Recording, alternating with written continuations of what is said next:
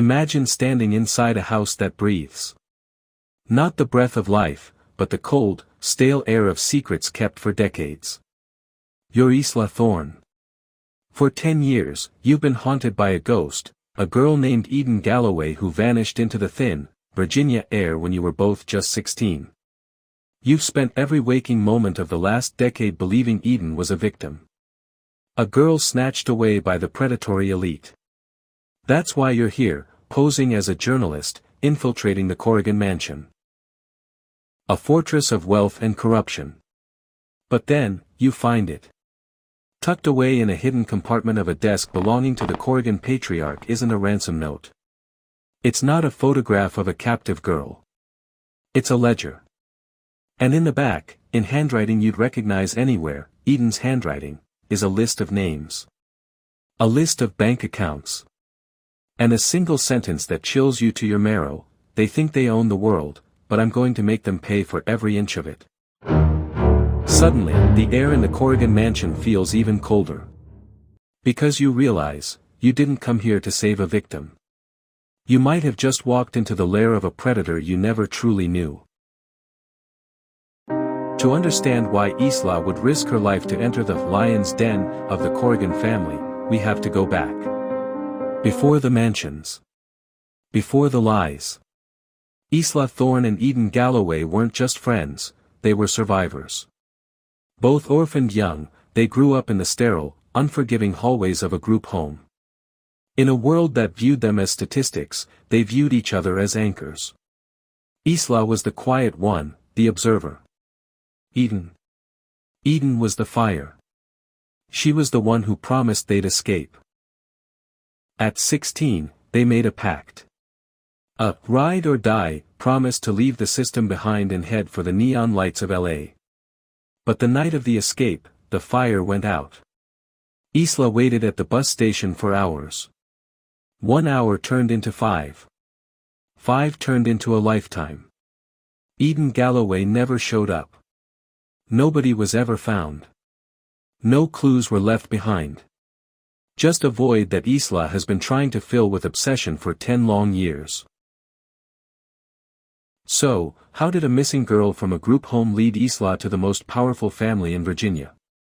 Shortly before she vanished, Eden dropped a name: the Corrigans.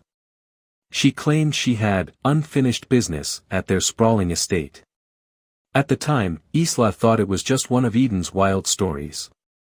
But 10 years later, a lead surfaces, a connection between the group home's funding and the Corrigans' vast wealth.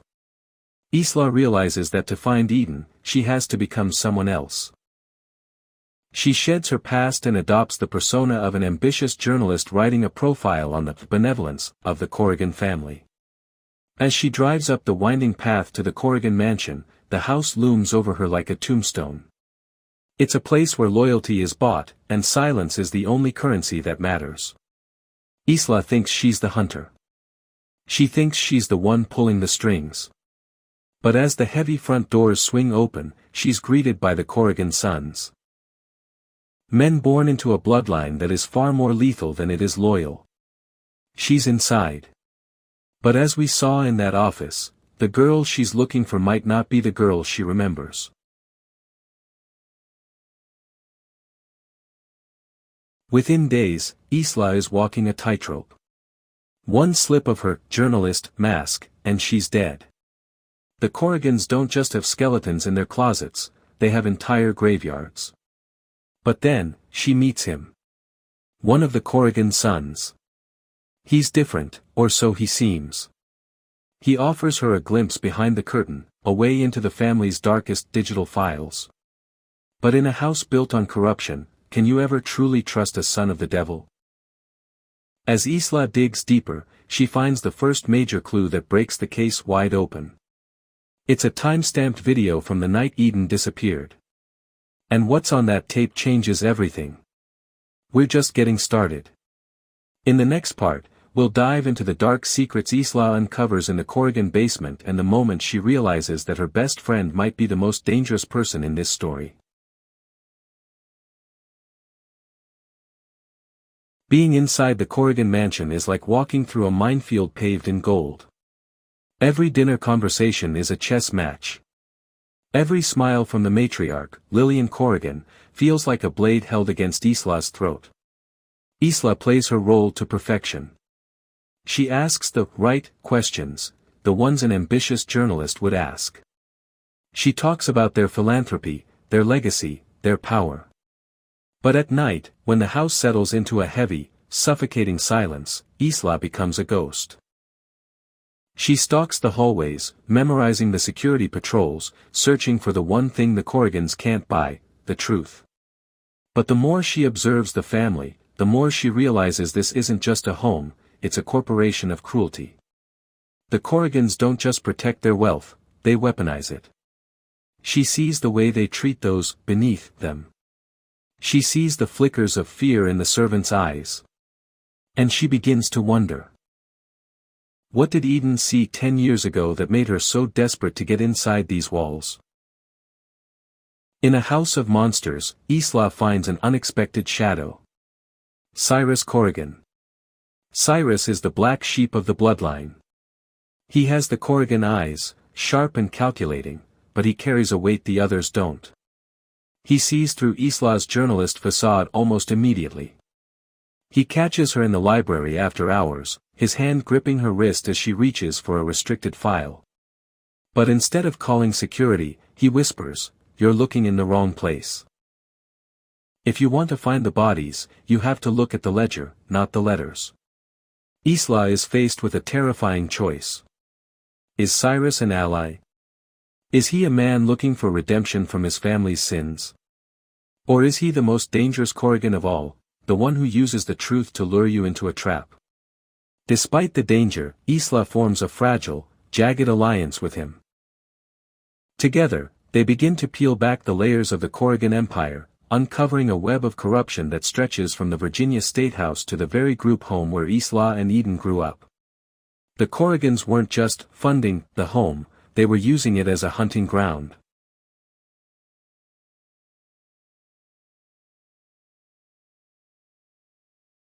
Then comes the breakthrough. The moment the whodunit shifts from who killed Eden to who is Eden Galloway. With Cyrus's help, Isla gains access to an encrypted server hidden beneath the mansion's foundation. She finds the security footage from the night of the disappearance. She expects to see Eden being dragged away. She expects to see a struggle. Instead, the graining black and white footage shows Eden Galloway walking through the side entrance of the mansion. She isn't bound. She isn't crying. She is carrying a briefcase, and she is smiling. Isla watches in disbelief as the girl she loved, the girl she spent a decade mourning, sits down at a table with the Corrigan patriarch. They aren't captor and victim. They are partners. Isla finds a series of outgoing emails sent from Eden's private account weeks after she supposedly vanished. Eden wasn't missing. She was hiding. She was extorting. The unfinished business Eden mentioned wasn't about justice. It was about a payout. Have you ever realized that the person you take a bullet for is the one holding the gun? Isla realizes that the Eden she's been trying to save never existed. The girl she knew in the group home was a mask. The real Eden Galloway was a player in a game so dark, Isla can barely conceive of the rules.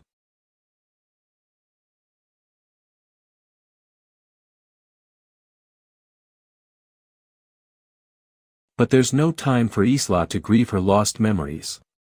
Because the Corrigans have realized there's a leak. The alliance with Cyrus has left a digital trail. The atmosphere in the house shifts from cold to lethal. The doors are locked. The journalist interview is over. The Corrigans realize Isla isn't just a writer, she's a threat to the one thing they value more than life, their reputation. Isla is no longer just searching for a friend. She is running for her life through a labyrinth of secrets, realizing that in this family, the bloodline is more lethal than it is loyal. And the person at the center of the crosshairs?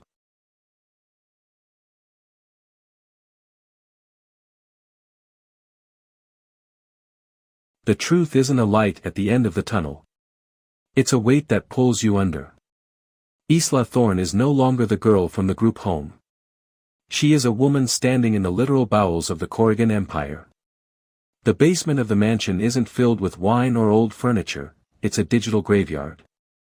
A vault of leverage. Cyrus is gone. Whether he fled or was taken by his own family, Isla doesn't know. All she knows is that the lethal bloodline is closing in. She can hear the heavy boots of the family's private security echoing on the concrete above. She has the evidence, the proof of human trafficking, the bribes, and the true fate of the girls from her childhood home. But then, the elevator dings. The doors slide open. And Isla realizes the most dangerous person in the room isn't a Corrigan.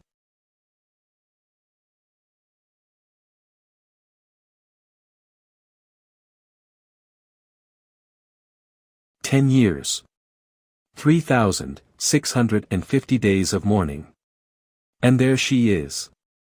Eden Galloway. She isn't a prisoner in a cell. She's the one holding the keys. Eden, you always were the sentimental one, Isla. I told you I had unfinished business. I didn't tell you I was going to become the business." The whodunit reaches its final, devastating conclusion.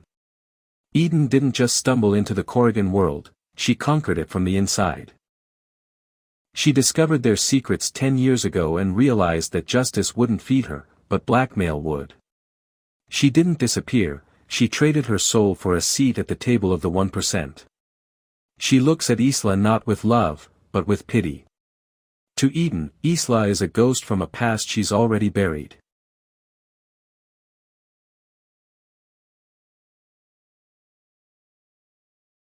Now comes the choice that defines a life. The Corrigans want Isla dead because she knows too much. Eden wants Isla to disappear because she's a reminder of who Eden used to be. In a heart-pounding sequence of betrayal and survival, the mansion becomes a battlefield. Isla realizes that morality is a luxury the poor can't afford and the rich don't want. To get out alive, she has to play the Corrigan's game. She doesn't appeal to Eden's heart, she appeals to her greed.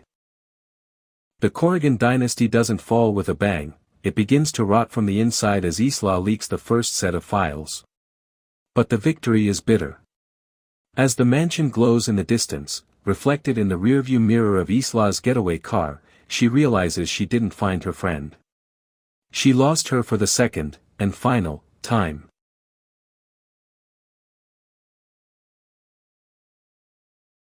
Yasmin Angoe's Behind These Four Walls isn't just a thriller about a missing girl. It's a post-mortem of a friendship. It's a warning that when you go digging for the truth, you might find that the walls were built not to keep you out, but to keep the monsters in. Isla Thorne entered that mansion looking for justice.